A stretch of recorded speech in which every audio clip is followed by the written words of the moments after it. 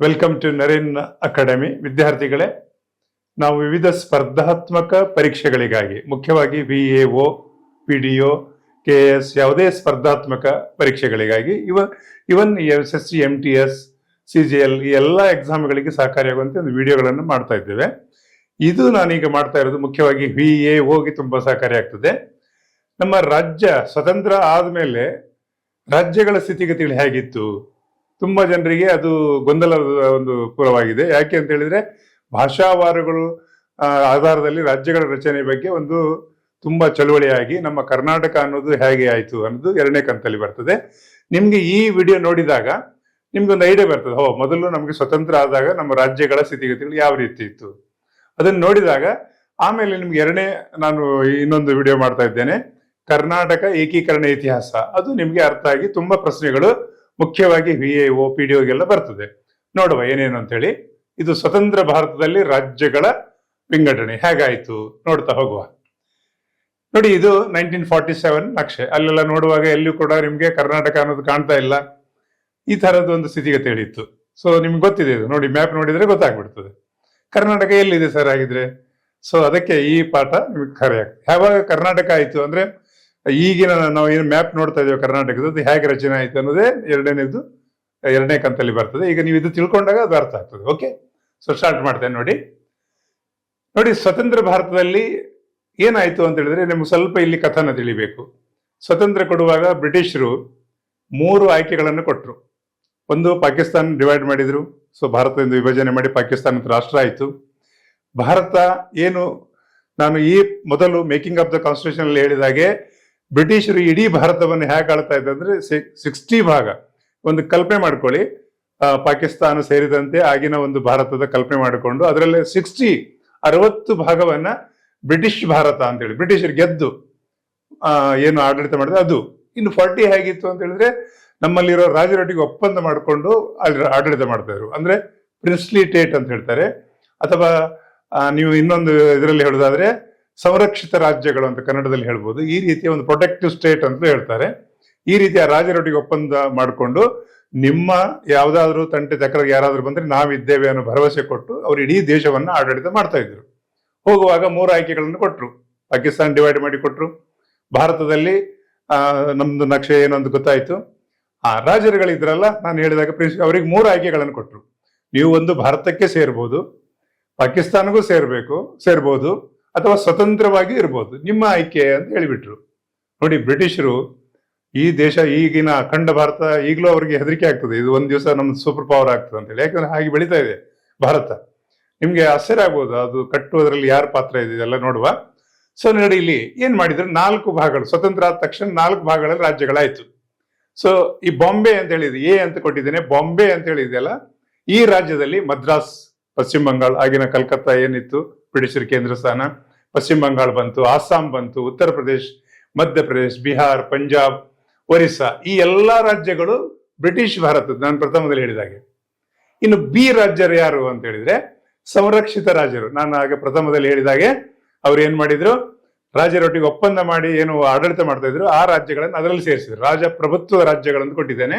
ಮೈಸೂರು ಅದರಲ್ಲಿ ಒಂದು. ಆಮೇಲೆ ಮೈಸೂರು ಅಂದ್ರೆ ಮೈಸೂರು ಸುತ್ತಮುತ್ತಲ ಪ್ರದೇಶ ಮಾತ್ರ, ಮೈಸೂರು, ಬೆಂಗಳೂರು, ತುಮಕೂರು ಸೇರಿದಂತೆ ಒಂದು ಮೈಸೂರು ರಾಜ್ಯ ರಚನೆ ಆಯ್ತು. ಸೊ ನಾವೆಲ್ಲ ಎಲ್ಲಿತ್ತು ಸರ್ ಅಂತ ಹೇಳಿದ್ರೆ, ನಮ್ಮ ದಕ್ಷಿಣ ಕನ್ನಡ ಮದ್ರಾಸ್ ಪ್ರಾಂತದಲ್ಲಿತ್ತು. ನಮ್ಮ ಉತ್ತರ ಕನ್ನಡ ಜಿಲ್ಲೆ, ಆಮೇಲೆ ಧಾರವಾಡ, ಬೆಳಗಾವಿ, ಬಿಜಾಪುರ ಇದೆಲ್ಲ ಬಾಂಬೆ ಗೌರ್ಮೆಂಟ್ ಅಲ್ಲಿ ಇತ್ತು, ಅಂದ್ರೆ ಬ್ರಿಟಿಷರಿಗೆ ಭಾರತದಲ್ಲಿ. ಇನ್ನೊಂದು ಯಾವ್ದ್ರಲ್ಲಿ ಅಂತ ಹೇಳಿದ್ರೆ, ಆ ರಾಜ್ಯಗಳಲ್ಲಿ ಏನು ಬ್ರಿಟಿಷ್ ಆಡಳಿತ ಮಾಡುವ ರಾಜ್ಯಗಳು ಮಾಡಿದ್ರಲ್ಲ, ರಾಜ್ಯದಲ್ಲಿ ಸೇರ್ಕೊಂಡಿತ್ತು. ಆಮೇಲೆ ಇನ್ನೊಂದು ಈ ಗುಲ್ಬರ್ಗ ಮತ್ತೆ ಬೀದರ್, ಈ ಎಲ್ಲ ಈ ಜಿಲ್ಲೆಗಳು ಏನ್ ಮಾಡಿದ್ರು, ಮದ್ರಾಸ್ ಪ್ರಾಂತ್ಯಕ್ಕೆ ಸೇರಿಸಿದ್ರು ನಂತರ. ಸೊ ಇದನ್ನ ಕಥನ ಬಹಳ ಇಂಟ್ರೆಸ್ಟಿಂಗ್ ಇದೆ. ಬಿ ರಾಜರು ಯಾರು ಅಂತ ಹೇಳಿದ್ರೆ, ರಾಜಪ್ರಭುತ್ವ ಇದ್ದವರಿಗೆ ಅವರಿಗೆ ಸ್ಥಾನಮಾನ ಕೊಟ್ರು. ಈ ರೀತಿ ಇತ್ತದು. ಹೆಸರುಗಳು ನೋಡಿ, ಮೈಸೂರು, ಹೈದರಾಬಾದ್, ಟ್ರಾವೆಂಕೂರ್, ಮಧ್ಯ ಭಾರತ್, ಸೌರಾಷ್ಟ್ರ, ವಿಂಧ್ಯ ಪ್ರದೇಶ, ಪಟಿಯಾಲ, ಪೂರ್ವ ಪಂಜಾಬ್, ರಾಜಸ್ಥಾನ್, ಜಮ್ಮು ಕಾಶ್ಮೀರ್, ಇವರೆಲ್ಲ ಸ್ವತಂತ್ರ ರಾಜರು. ಸೊ ಇವರಿಗೆ ಬಿ ರಾಜ್ಯದಲ್ಲಿ ಸೇರಿಸಿದ್ರು. ಸೊ ಸಿ ಏನ್ ಮಾಡಿದ್ರು, ನೇರವಾಗಿ ಕೇಂದ್ರ ಆಡಳಿತ ಪ್ರದೇಶ. ಈಗ ಹೇಗೆ ನಮ್ಮದು ಬ್ರಿಟಿಷರು ಏನ್ ಮಾಡಿದ್ರು, ಸಣ್ಣ ಸಣ್ಣ ಸಂಸ್ಥಾನಗಳೆಲ್ಲ ಇವು ನೋಡಿ. ಅದರಲ್ಲಿ ಕೊಡಗು ಕೊಟ್ಟಿದ್ದೇನೆ. ಕೊಡಗಿಗೂ ಸಪರೇಟ್. ನೀವು ಆಶ್ಚರ್ಯ ಆಗ್ಬೋದು, ಸ್ವತಂತ್ರ ಭಾರತದಲ್ಲಿ ಒಬ್ಬ ಕೊಡಗಿ ಒಬ್ಬ ಮುಖ್ಯಮಂತ್ರಿ ಇದ್ರು. ಆಶ್ಚರ್ಯ ಆಗ್ಬೋದಲ್ಲ. ಬಟ್ ಅದು ಮಾಡಿದ್ರು ಅವರು. ಸೊ ಹಿಮಾಚಲ್ ಪ್ರದೇಶ್, ಬಿಲಾಸ್ಪುರ್, ದೆಹಲಿ, ಮಣಿಪುರ, ಅಜ್ಮೀರ್ ಇವೆಲ್ಲ ಇದೇನಾಯ್ತು ಸಣ್ಣ ಸಣ್ಣ ರಾಜ್ಯಗಳು. ಆಮೇಲೆ ಡಿ ರಾಜ್ಯದಲ್ಲಿ ಇದರಲ್ಲಿ ವಿಭಾಗದಲ್ಲಿ ಏನ್ ಸೇರಿದ್ರು, ಅಂಡಮಾನ್ ನಿಕೋಬಾರ್ ದ್ವೀಪದಂತ ಸೂಕ್ಷ್ಮ ಪ್ರದೇಶಗಳನ್ನು ನೇರವಾಗಿ ಕೇಂದ್ರಾಡಳಿತ ಪ್ರದೇಶದಲ್ಲಿ ಬರುವ ಹಾಗೆ ಮಾಡಿದ್ರು. ಇದು ಸ್ವತಂತ್ರ ಭಾರತದಲ್ಲಿ 47ರಲ್ಲಿದ್ದ ರಾಜ್ಯಗಳು. ಸೊ ಇಲ್ಲಿ ನೋಡಿ ಒಂದೊಂದು ಪಾಯಿಂಟ್ ನೋಡ್ತಾ ಹೋಗುವ. ಭಾರತ ಸ್ವತಂತ್ರಗೊಂಡ ಮೇಲೆ ರಾಜ ಸಂಸ್ಥಾನಗಳಿಗೆ 3 ಅವಕಾಶಗಳಿತ್ತು. ನಾನೊಂದು ಪಾಯಿಂಟ್, ಈಗ 1 ಪಾಯಿಂಟ್ ನೋಡಿ. ಸೊ ಇದು ಅಲ್ಲಿ ಪಾಕಿಸ್ತಾನ ಇದೆ ಮತ್ತೆ ಇಂಡಿಯಾ ಇದೆ ಅಲ್ವಾ. ಸೊ 1 ಭಾರತವನ್ನು ಸೇರುವುದು, ನಾನು ಹೇಳಿದಾಗೆ 2 ಪಾಕಿಸ್ತಾನವನ್ನು ಸೇರುವುದು, 3 ಸ್ವತಂತ್ರವಾಗಿ ಉಳಿಯುವುದು. ಈ 3 ಆಯ್ಕೆಗಳಲ್ಲಿ ಹೆಚ್ಚಿನ ಎಲ್ಲ, ಪಾಕಿಸ್ತಾನ ಹೇಗೋ ಸಪರೇಟ್ ಆಗಿದೆ, ಹೆಚ್ಚಿನ ರಾಜರು ಭಾರತದಲ್ಲಿ ವಿಲೀನ ಆಗ್ತಾರೆ. ಯಾಕೆ? ಸರ್ದಾರ್ ವಲ್ಲಭ ಭಾಯ್ ಪಟೇಲ್ ಒಂದು ಉಕ್ಕಿನ ಮನುಷ್ಯ ಯಾಕೆ ಹೇಳ್ತಾರೆ ಅಂದ್ರೆ ಅವ್ರ ಪಾತ್ರ ಬಹಳ ದೊಡ್ಡದಿದೆ. ಆ ರಾಜರಿಗೆಲ್ಲ ಒಪ್ಪಿಸಿ ನೋಡಿ, ಬ್ರಿಟಿಷ್ ಭಾರತ ಏನು ಈಗ ನಮ್ಗೆ ಅವಕಾಶ ಕೊಟ್ಟಿದ್ದಾರೆ, ಇದರಲ್ಲಿ ನೀವು ಸೇರ್ಪಡೆ ಆದ್ರೆ ಒಂದು ಅಖಂಡ ಭಾರತವಾಗಿ ನೀವು ಚೆನ್ನಾಗಿ ಆಡಳಿತ ಮಾಡಬಹುದು, ನಮ್ಮ ದೇಶನ ಅಭಿವೃದ್ಧಿ ಮಾಡಬೇಕಂತ ಮನದಟ್ಟು ಮಾಡಿಸ್ತಾರೆ, ಒಪ್ಪಂದನೂ ಎಲ್ಲ ಸೇರ್ತಾರೆ. ಏನಾಯ್ತು ನೋಡೋ ಮುಂದೆ. ಪ್ರಸ್ತುತ ಈಗಿರುವ ಅಖಂಡ ಭಾರತ ಸಾಧ್ಯವಾಗಿಸುವಲ್ಲಿ ಈ ಪಾಯಿಂಟ್ ಬಹಳ ಇಂಪಾರ್ಟೆಂಟ್. ಸರ್ದಾರ್ ವಲ್ಲಭ ಭಾಯ್ ಪಟೇಲ್ ಅವರ ಪಾತ್ರ ಬಹಳ ದೊಡ್ಡದಾಗಿದೆ. ನೋಡಿ, ಆ ಕಾಲದಲ್ಲಿ 565 ರಾಜರುಗಳಿದ್ರು. ಸೊ 3 ರಾಜ ಸಂಸ್ಥಾನ ಸೇರ್ಪಡಲಿಲ್ಲ. ನಾನು ಹೇಳಿದಾಗೆ ಎಲ್ಲ ರಾಜರು ನಮ್ಮ ಬ್ರಿಟಿಷ್ ಭಾರತದ ಇರ್ಬೋದು, ಎಲ್ಲ ಸೇರಿದಾಗ 565 ರಾಜರಿದ್ರಲ್ಲ. ಇನ್ನು ಬ್ರಿಟಿಷರು ಗೆದ್ದ ಭಾರತ ಇತ್ತು. ಆಮೇಲೆ ಈ ಏನು ಪ್ರೊಟೆಕ್ಟಿವ್ ಸ್ಟೇಟ್ ಇದ್ರು, ಅದರಲ್ಲಿ 3 ಜನ ಸೇರ್ಪಡೆ ಆಗ್ಲಿಲ್ಲ ಪ್ರಥಮದಲ್ಲಿ 47ನಲ್ಲಿ. ಯಾರು? ಜುನಾಗಢ ಸಂಸ್ಥಾನ. ಇವರಿಗೆ ಏನಾಯ್ತು, ಕಡೆಗೆ ಅಲ್ಲಿ ಜನಾದೇಶ ಆಗಿ ಅವರು ಸೇರ್ಪಡೆಗೊಂಡ್ರು. ಆಮೇಲೆ ಜಮ್ಮು ಕಾಶ್ಮೀರ್, ಅದು ಒಪ್ಪಂದದ ಅನ್ವಯ ಅದು ಕೂಡ ಸೇರ್ಪಡೆ ಆಯ್ತು. ಹೈದರಾಬಾದ್ ಅಲ್ಲಿ ಏನಾಯ್ತು ಅಂದ್ರೆ ಅವನು ಹೈದರಾಬಾದ್ ನಿಜಾಮ್ ಸುಲಭದಲ್ಲಿ ಒಪ್ಪಲಿಲ್ಲ. ಅಲ್ಲಿ ಒಂದು ಪೊಲೀಸ್ ಕಾರ್ಯಾಚರಣೆ, ಆಪರೇಷನ್ ಪೋಲೋ ಅಂತ ಮಾಡಿದ್ರು. ಅದರ ಅನ್ವಯ ಅದು ಕೂಡ ಸೇರ್ಪಡೆ ಆಗಿ ಈಗಿನ ಏನು ಭಾರತ ಕಾಣ್ತಾ ಇದೆ ಅದು ಅಖಂಡ ಭಾರತ ಆಗ್ಲಿಕ್ಕೆ ಸಾಧ್ಯ ಆಯ್ತು. ಅದಕ್ಕೆ ಸರ್ದಾರ್ ವಲ್ಲಭ ಭಾಯ್ ಪಟೇಲ್ ಅವರಿಗೆ ಉಕ್ಕಿನ ಮನುಷ್ಯ ಹೇಳುವ ಸುಮ್ಮನೆ ಅಲ್ಲ. ಇದು ಬಹಳ ಅದ್ಭುತವಾದ ಕೆಲಸವನ್ನು ಅವ್ರು ಮಾಡಿ ಇವತ್ತು ನಾವೇನು ಭಾರತ ನೋಡ್ತಾ ಇದ್ದೇವೆ. ಇದು ಕಾಲಕ್ರಮೇಣ ಭಾಷಾವಾರ ರಾಜ್ಯಗಳು ಹೇಗಾಯ್ತು ಇನ್ನೊಂದು ಕಥನ, ಅದು ನಾ ಇನ್ನೊಂದು ಕಂತಲ್ಲಿ ಹೇಳ್ತೇನೆ, ನೋಡ್ತಾ ಹೋಗುವ. ಸೊ ಸ್ವತಂತ್ರ ಭಾರತ ರಾಜ್ಯಗಳನ್ನು ಮೊದಲಿನ ಪುಟದಲ್ಲಿ ತಿಳಿಸಿ 4 ಭಾಗ ಆಯ್ತು. ಬ್ರಿಟಿಷ್ ಭಾರತ, ರಾಜ್ಯ ಸಂಸ್ಥಾನಗಳು, ಕಮಿಷನರೇಟ್ ಮತ್ತೆ ಕೇಂದ್ರಾಡಳಿತ. ಇದು ನಕ್ಷೆ ನಿಮಗೆ ಕೊಟ್ಟಿದ್ದೇನೆ, ಸ್ವಲ್ಪ ಸ್ಕ್ರೀನ್ ಶಾಟ್ ತಗೊಳ್ಳಿ, ಮನನ ಮಾಡ್ಕೊಳ್ಳಿ. ಓ ಹಾಗಿತ್ತು ಅಂತ ಹೇಳಿ ನಿಮ್ಗೆ ಒಂದು ಐಡಿಯಾ ಬರ್ತದೆ. ಓಕೆ. 1950ರಲ್ಲಿ ಭಾಷಾವಾರಗಳು, ಭಾಷೆಯ ಆಧಾರದಲ್ಲಿ ರಾಜ್ಯಗಳಾಗಬೇಕಂತ ಬೇಡಿಕೆ ಸ್ಟಾರ್ಟ್ ಆಯ್ತು. ಸೊ ಸ್ವತಂತ್ರ ಅಷ್ಟೇ ಸಿಕ್ಕಿದೆ, 3 ವರ್ಷ ಆಗಿದೆ, ಈ ತರ ವಿಭಜನೆ ಮಾಡ್ಕೊಂಡು ಆಡಳಿತ ನಡೀತಾ ಇದೆ. ಇದು ದೊಡ್ಡ ಚಳವಳಿ ಪ್ರಾರಂಭ ಆಗ್ತದೆ. ಅಲ್ಲಿ 2ನೇ ಪಾಯಿಂಟ್ ಕೊಟ್ಟಿದ್ದೇನೆ. ಆಂಧ್ರ ಪ್ರದೇಶದಲ್ಲಿ ತುಂಬಾ ಹೋರಾಟ ಪ್ರಾರಂಭ ಆಗ್ತದೆ.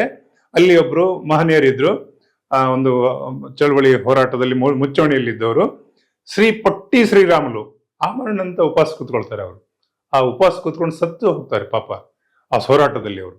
ಅದು ಬಹಳ ದೊಡ್ಡ ಚಳವಳಿಯಾಗಿ ಕಡೆಗೆ ಈಗ ನಿಮಗೆ ಪ್ರಶ್ನೆ ಎಲ್ಲಿ ಬರ್ತಂದ್ರೆ, ಪ್ರಥಮ ರಾಜ್ಯ ಯಾವುದಾಯ್ತು ಭಾಷಾವಾರ ಆಧಾರದಲ್ಲಿ 1953 ಅಕ್ಟೋಬರ್ ತಿಂಗಳಲ್ಲಿ ತೆಲುಗು ಭಾಷಿಕ ಪ್ರದೇಶನ ಮದ್ರಾಸ್ ಪ್ರಾಂತ್ಯದಿಂದ ಬೇರ್ಪಡಿಸಿ, ನಾನು ಹೇಳಿದೆಲ್ಲ ಹೇಗೆ ಅಂದ್ರೆ ಬ್ರಿಟಿಷ್ ಭಾರತದಲ್ಲಿ ಮದ್ರಾಸ್ ಪ್ರಾಂತ್ಯ ಇತ್ತಲ್ಲ, ಅಲ್ಲಿಂದ ಬೇರ್ಪಡಿಸಿ ತೆಲುಗು ಭಾಷೆ ಮಾಡುವಂತ ಪ್ರದೇಶನ ಗುರುತಿಸಿ 53ರಲ್ಲಿ ಭಾಷೆಗಳ ಆಧಾರದಲ್ಲಿ ಪ್ರಥಮ ರಾಜ್ಯ ಯಾವುದು ಅಂತ ಪ್ರಶ್ನೆ ಕೇಳಿದ್ರೆ ಯಾವುದು?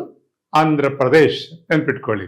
ಇದರಲ್ಲಿ ದೊಡ್ಡ ಪಾತ್ರ ಯಾರದಿತ್ತು ಅಂದ್ರೆ ಪೊಟ್ಟಿ ಶ್ರೀರಾಮುಲು ಹೋರಾಟ ಮಾಡಿ ಅವರು ಆಮರಣ ತುತ್ಕೊಂಡು ತೀರಿ ಹೋಗ್ತಾರೆ. ಹಾಗಾಗಿ ಚಳವಳಿ ಬಹಳ ತೀವ್ರ ಸ್ವರೂಪವನ್ನು ಪಡೀತದೆ. ಅದರ ಆಧಾರದಲ್ಲಿ ಮತ್ತೆ ಭಾಷೆಗಳ ಮೇಲೆ ರಾಜ್ಯಗಳ ರಚನೆಗೆ ಪ್ರಾರಂಭ ಆಗ್ತದೆ. ನೋಡಿ, ಇದು 53 ಮ್ಯಾಪ್ ಕೂಡ ಕೊಟ್ಟಿದ್ದೇನೆ, ನೋಡ್ಕೊಳ್ಳಿ, ಒಂದು ಐಡಿಯಾ ಸಿಗ್ತದೆ ನಿಮ್ಗೆ. ಈ ಎಲ್ಲಾ ಬೆಳವಣಿಗೆಯಿಂದ ನೋಡಿ, ಇದೆಲ್ಲ ನೋಡಿದ್ರಲ್ಲ, ಭಾಷೆಗಳ ಆಧಾರದಲ್ಲಿ ರಾಜ್ಯಗಳು ಬೇಕು ಅಂತೇಳಿ ಪ್ರಾರಂಭ ಆಯ್ತು. ಮೊದಲ ರಾಜ್ಯ ವಿಂಗಡಣಾ ಆಯೋಗ ಅಂದ್ರೆ ಏನ್ ಮಾಡಿದ್ರು, ಇದೆಲ್ಲ ಎಲ್ಲೆಲ್ಲಿ ಭಾಷೆಗಳು ಎಲ್ಲೆಲ್ಲಿ ರಾಜ್ಯಗಳು ಮಾಡಬೇಕು ಭಾಷೆ ಆಧಾರದಲ್ಲಿ ಅಂತೇಳಿ, ಇದನ್ನ ಒಬ್ಬರೇ ಕೂತ್ಕೊಂಡು ಚರ್ಚೆ ಮಾಡ್ಲಿಕ್ಕಲ್ಲ, ಅದಕ್ಕೆ ಪಂಡಿತರು, ಅಲ್ಲಿ ತಿಳಿದವರು, ಬಲ್ಲವರನ್ನ ಸೇರಿಸಿ ಒಂದು ಆಯೋಗ ಅಂತ ಮಾಡೋ ಕ್ರಮ ಇರ್ತದೆ. ಆಯೋಗ ರಚನೆ ಆಯ್ತು. 53ರಲ್ಲಿ ನ್ಯಾಯಮೂರ್ತಿ ಫಜಲ್ ಅಲಿ ಅಂತ ಹೇಳಿ ಒಬ್ರು ನ್ಯಾಯಮೂರ್ತಿಗಳಿದ್ರು. ಅವರ ನೇತೃತ್ವದಲ್ಲಿ ಒಂದು ಕಮಿಷನ್, ಒಂದು ಆಯೋಗ ನೇಮಿಸ್ತಾರೆ, ಎಲ್ಲೆಲ್ಲಿ ಭಾಷೆಗಳ ಆಧಾರದಲ್ಲಿ ರಾಜ್ಯಗಳು ಮಾಡಬಹುದು ಅಂತೇಳಿ. ಆ ಕಮಿಷನ್ ಏನ್ ಮಾಡ್ತದೆ, ಅದರಲ್ಲಿ ಇನ್ನಿತರ 2 ಸದಸ್ಯರು, ಅದು ಕೂಡ ಪಾಯಿಂಟ್ ಮಾಡ್ಕೊಳ್ಳಿ, HN ಕುಂಜ್ರು, ಇನ್ನೊಬ್ರು KM ಫಣೀಕರ್, ಮತ್ತೆ ನ್ಯಾಯಮೂರ್ತಿ ಫಜಲ್ ಅಲಿ. ಈ 3 ಜನ ಸೇರಿ, ಫಜಲ್ ಅಲಿ ಮುಖ್ಯಸ್ಥರು, ಇನ್ನು 2 ಸದಸ್ಯರು. ಇವರು 53ರಲ್ಲಿ ರಚನೆ ಆಯ್ತು. ಇವರೆಲ್ಲ ಇಡೀ ಭಾರತದ ಎಲ್ಲೆಲ್ಲಿ ಅಗತ್ಯ ಇದೆ ಭಾಷೆಗಳ ಆಧಾರದಲ್ಲಿ ರಾಜ್ಯಗಳು ಅಂತ ಅಧ್ಯಯನ ಮಾಡಿ 1955, ಇದೊಂದು ಪಾಯಿಂಟ್ ಬರ್ತದೆ, ಸೆಪ್ಟೆಂಬರ್ ತಿಂಗಳಲ್ಲಿ ಆಯೋಗ ತನ್ನ ವರದಿಯನ್ನು ಕೊಡ್ತದೆ. ಓಕೆ. It's clear. ಸೊ ಇದೊಂದು ಪ್ರಶ್ನೆ ಬರ್ತದೆ. ಎರಡು, ಒಂದು ಆಯೋಗದ ಅಧ್ಯಕ್ಷರು ಯಾರಿದ್ರು ಅಂದ್ರೆ ನ್ಯಾಯಮೂರ್ತಿ ಫಜಲ್ ಅಲಿ, ಸದಸ್ಯರು ಯಾರಿದ್ರು ಅದು ಎರಡು ಹೆಸರು, ಯಾವಾಗ ವರದಿ ಕೊಡ್ತು ಅಂತ ಹೇಳಿದ್ರೆ ಇದೊಂದು ಪಾಯಿಂಟ್ ಆಗ್ತದೆ, ಇದೊಂದು ನೆಟ್ ಮಾಡ್ಕೊಳ್ಳಿ. ಈ ಆಯೋಗದ ವರದಿ ಅನ್ವಯ 1956ರಲ್ಲಿ 16 ರಾಜ್ಯ 3 ಕೇಂದ್ರಾಡಳಿತ ಪ್ರದೇಶ ರಚನೆ ಆಗ್ತದೆ. ನೋಡಿ ವಿದ್ಯಾರ್ಥಿಗಳೇ, ಆಗ ಭಾರತದಲ್ಲಿ ಭಾಷೆಗಳ ಆಧಾರದಲ್ಲಿ ರಚನೆಯಾಗಿ ಈಗೇನು ನಾವು ಕಾಣ್ತಾ ಇದ್ದೇವೆ ಇದು ನಿರಂತರವಾಗಿದೆ. ಈಗಾಗಲೇ ತಮಗೆಲ್ಲ ಗೊತ್ತಿದೆ, 28 ರಾಜ್ಯಗಳು, 8 ಕೇಂದ್ರಾಡಳಿತ ಪ್ರದೇಶ ಇದೆ, ಇದು ಭಾರತ. ಈಗ ಇನ್ನು ಅದು ಬದಲಾವಣೆ, ಇನ್ನೊಂದು ವಿಷಯ ನಿಮಗೊಂದು ಪಾಯಿಂಟ್ ಹೇಳ್ಬೋದು. ಭಾರತದ ಒಕ್ಕೂಟ ವ್ಯವಸ್ಥೆ ಹೇಗಿದೆ ಅಂದ್ರೆ, ನಮ್ಮ ಭಾರತದ ಒಕ್ಕೂಟ ವ್ಯವಸ್ಥೆಯಲ್ಲಿ ಒಂದು ಸಲ ಸೇರ್ಪಡೆಗೊಂಡ್ರೆ ಯಾವ ಕಾರಣಕ್ಕೂ ಯಾರು ಆಚೆಚೆ ಹೋಗ್ಲಿಕ್ಕಿಲ್ಲ, 1 ಇಂಚು ಭೂಮಿ ಕೂಡ ಕೊಡ್ಲಿಕ್ಕಿಲ್ಲ. ಆದ್ರೆ ಭಾರತದ ಒಳಗೆ ನಾವು ಇನ್ನಷ್ಟು ರಾಜ್ಯಗಳನ್ನು ಮಾಡ್ಕೊಳ್ಬಹುದು. ಹೇಗೆ, ಉದಾಹರಣೆಗೆ ಇತ್ತೀಚೆಗೆ ತಮ್ಗೆ ಗೊತ್ತಿದೆ, ಆಂಧ್ರ ಪ್ರದೇಶ ವಿಭಜನೆ ಮಾಡಿ ತೆಲಂಗಾಣ ಅಂತ ಮಾಡಿದ್ರು. ಹಾಗೆ ಅದು ಸಾಧ್ಯತೆಗಳಿದೆ. ಆಮೇಲೆ ಉತ್ತರ ಪ್ರದೇಶದಲ್ಲಿ ಉತ್ತರಾಖಂಡ್ ಅಂತ ಆಯ್ತು. ಸೊ ಹೀಗೆ ರಾಜ್ಯಗಳನ್ನು ಮಾಡ್ಬೋದು ನಾವು. ಆದ್ರೆ ಭಾರತದ ಒಕ್ಕೂಟ ವ್ಯವಸ್ಥೆಯಲ್ಲಿ ಸೇರ್ಪಡಿದ್ರೆ 1 ಇಂಚು ಭೂಮಿ ಆಚೆಚೆ ಹೋಗುವ ಹಾಗಿಲ್ಲ. ಇತಿಹಾಸ ಗೊತ್ತಿಲ್ಲದವ್ರು ಏನೇನೋ ಮಾತಾಡ್ತಾರೆ, ಅದು ತಿಳ್ಕೊಳ್ಳಿ. ಭಾರತ ಅಖಂಡವಾಗಿದೆ, ಅದು ಬಹಳ ಅದ್ಭುತವಾಗಿ ಬೆಳೀತಾ ಇದೆ, ತಿಳ್ಕೊಳ್ಳಿ. ಒಂದು ಪಾಯಿಂಟ್ ಕ್ಲಿಯರ್. ಸೊ ಆಗ ಈ 16 ರಾಜ್ಯಗಳಲ್ಲಿ ಕರ್ನಾಟಕ ರಚನೆ ಆಗ್ತದೆ. ಕರ್ನಾಟಕ ನಾಮಕರಣ ಮಾಡೋದ್ರಲ್ಲಿ ಮೈಸೂರು ರಾಜ್ಯ ಅಂತೇಳಿ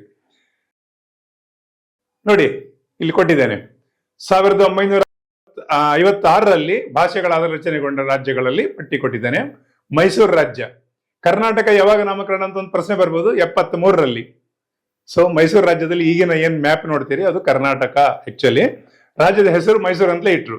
ಯಾಕೆ, ಮೈಸೂರು ರಾಜ ಆಲ್ರೆಡಿ ಇದ್ದಾರೆ, ಮೈಸೂರು ಒಂದು ಒಳ್ಳೆ ಸ್ಥಾನ ಅಂತೇಳಿ ಇಟ್ರು. ಬಟ್ ಆಮೇಲೆ ಅದ್ರ ಬಗ್ಗೆ ಒಂದು ಹೋರಾಟ ಪ್ರಾರಂಭ ಆಗ್ತದೆ. ಕರ್ನಾಟಕ ಬೇಕು ಅಂದ್ರೆ, ಕರುನಾಡು, ಕಪ್ಪು ಮಣ್ಣಿನ ನಾಡು, ಸಮೃದ್ಧವಾದ ಫಲವತ್ತಾದ ಭೂಮಿ ಇರುವಂತ ನಾಡು ಕರುನಾಡು, ಕರ್ನಾಟಕ ಅಂತ ಇಡಬೇಕು ಅಂತ ಬೇಡಿಕೆ ಆಯ್ತು. ಸೊ ಮೈಸೂರು ಒಂದು ಪ್ರದೇಶದ ಹೆಸರು ಯಾಕೆ ಅಂತ ಅದು ಆಗಿ ಕಡೆ 73ರಲ್ಲಿ ದೇವರಾಜ ಅರಸರು ಮುಖ್ಯಮಂತ್ರಿ ಇರುವಾಗ ಕರ್ನಾಟಕ ಅಂತ ನಾಮಕರಣ. 2 ಪ್ರಶ್ನೆ ಆಗ್ತದೆ ಇಲ್ಲಿ. ಸೊ ಈಗಿನ ಮ್ಯಾಪ್ ಏನು ಕರ್ನಾಟಕ ಇದೆ ಅದು ಮೈಸೂರು ಅಂತೇಳಿ 56ರಲ್ಲಿ ಆಗಿದೆ, ನವೆಂಬರ್ 1ರಲ್ಲಿ. ಆಮೇಲೆ ಕರ್ನಾಟಕ ಯಾವಾಗ ನಾಮಕರಣ ಮಾಡಿದ್ರು ಅದೊಂದು. ಮತ್ತೆ ಯಾವ ರಾಜ್ಯ ಆಯ್ತು, ಬಾಂಬೆ ರಾಜ್ಯ. ಇನ್ನು ಮಹಾರಾಷ್ಟ್ರ ಆಗ್ಲಿಲ್ಲ ನೋಡಿ, ಮಧ್ಯಪ್ರದೇಶ್, ಮದ್ರಾಸ್ ರಾಜ್ಯ, ಅದು ತಮಿಳುನಾಡು ಅಂತೇಳಿ 69ರಲ್ಲಿ ನಾಮಕರಣ ಕೊಟ್ಟರು. ಪಂಜಾಬ್, ರಾಜಸ್ಥಾನ್, ಈ ರೀತಿ ರಾಜ್ಯಗಳ ರಚನೆ ಪ್ರಾರಂಭ ಆಯಿತು. ಅದು ಮ್ಯಾಪ್ ಕೂಡ ಕೊಟ್ಟಿದ್ದೇನೆ. 56ರಲ್ಲಿ ಯಾವುದೆಲ್ಲ ರಾಜ್ಯಗಳು ನೋಡ್ಕೊಳ್ಳಿ, ಸ್ಕ್ರೀನ್ ಶಾಟ್ ತಗೊಳ್ಳಿ, ಖಂಡಿತ ನಿಮ್ಗೆ ಸಹಕಾರಿ ಆಗ್ತದೆ. ಸೊ ಭಾಷೆಗಳ ಆಧಾರದಲ್ಲಿ ಹಾಗೂ ಕ್ಷೇತ್ರ ವಿಷಯದ ಆಧಾರ ಅನ್ವಯ, ಕೇವಲ ಭಾಷೆ ಅಲ್ಲ.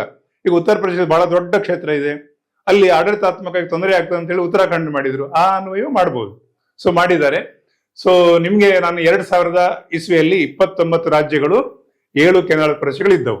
ಆಮೇಲೆ ಏನಾಯ್ತು, 2014ರಲ್ಲಿ ತೆಲಂಗಾಣ ಮಾಡಿದ್ರು. ಈ ತೆಲಂಗಾಣ ಪ್ರದೇಶವನ್ನು ವಿಂಗಡಿಸಿ, ಯಾವ್ದು ಆಂಧ್ರ ಪ್ರದೇಶವನ್ನು ವಿಂಗಡಿಸಿ ತೆಲಂಗಾಣ ರಾಜ್ಯ ಆಯ್ತು. 2019ರಲ್ಲಿ ಇನ್ನೊಂದು ಬೆಳವಣಿಗೆ ಆಯ್ತು, ಜಮ್ಮು ಕಾಶ್ಮೀರಿಗೆ ರಾಜ್ಯದ ಸ್ಥಾನಮಾನ ತೆಗೆದು ಕೇಂದ್ರಾಡಳಿತ ಪ್ರದೇಶ ಮಾಡಿದ್ರು.